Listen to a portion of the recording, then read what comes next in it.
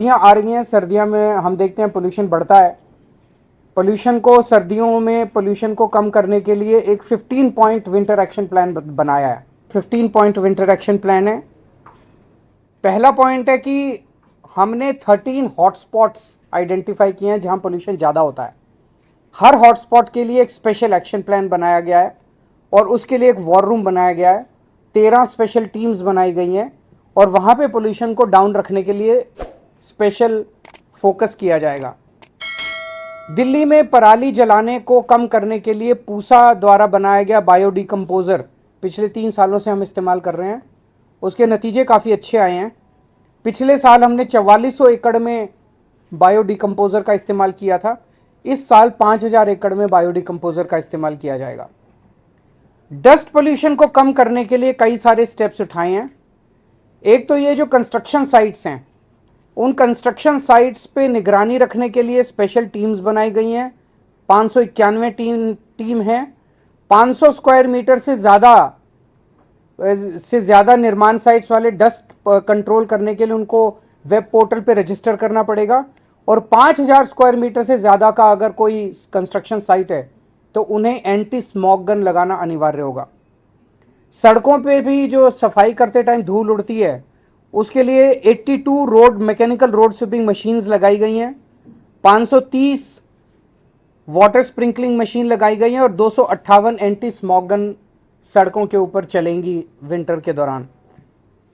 जो व्हीकल से पोल्यूशन होता है उसको कंट्रोल करने के लिए पीयूसी सर्टिफिकेट्स की जांच करने के लिए और 10 साल से पुराने डीजल व्हीकल और 15 साल से पुराने पेट्रोल व्हीकल्स को प्रतिबंध के कंप्लायंस के लिए 385 टीम्स गठित की गई हैं।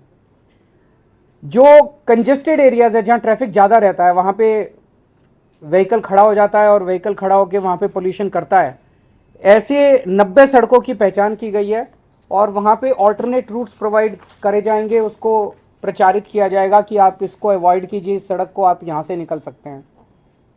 खुले में कूड़ा जलाने पे प्रतिबंध है और 611 टीमों का गठन किया गया है जो इसके ऊपर निगरानी रखेंगी।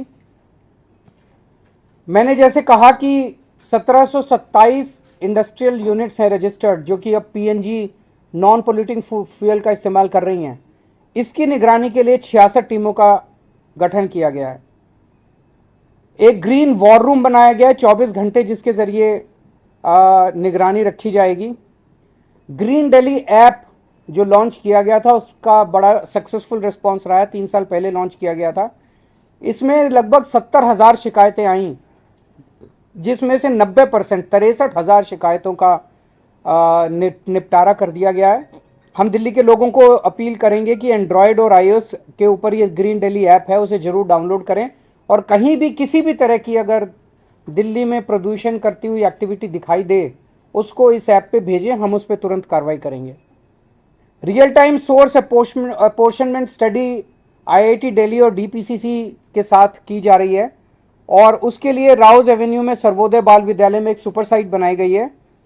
उसके जो डेटा है उसके साथ उसको इस्तेमाल करके हम जगह जगह एक फोकस्ड तरीके से एक्शन बना कर पाएंगे। पटाखों के ऊपर फिर से इस साल प्रतिबंध लगाया गया है और ग्रीन कवर बढ़ाने के लिए टोटल 1 करोड़ से ज्यादा नए पौधे लगाए जाएंगे जिसमें से 52 लाख पौधे दिल्ली सरकार लगाएगी। इको वेस्ट के लिए ई वेस्ट के लिए 20 एकड़ जमीन पे होलंबी कला में एक ई वेस्ट पार्क बनाया जा रहा है और उसमें गति तेज लाने के लिए कंसल्टेंट की नियुक्ति कर दी गई है। जन जागरूकता अभियान चलाया जाएगा जिसमें run against pollution, red light on गाड़ी ऑफ, ये सब कैंपेन्स चलाए जाएंगे। पोल्यूशन कोई बाउंड्रीज नहीं देखता। हरियाणा की हवा इधर दिल्ली आती है, दिल्ली की हवा यूपी जाती है। सो आसपास के सभी स्टेट्स के साथ मिलके हमारी कोशिश है कि हम पोल्यूशन की पोल्यूशन को कम करें। इसमें सेंट्रल CAQM जो है उसके साथ भी मिलके centre for science and environment का डेटा बताता है कि दिल्ली में जो पोल्यूशन है वो 31% दिल्ली के इंटरनल सोर्सेज की वजह से है और 69% जो है वो बाहर के सोर्सेज की वजह से है।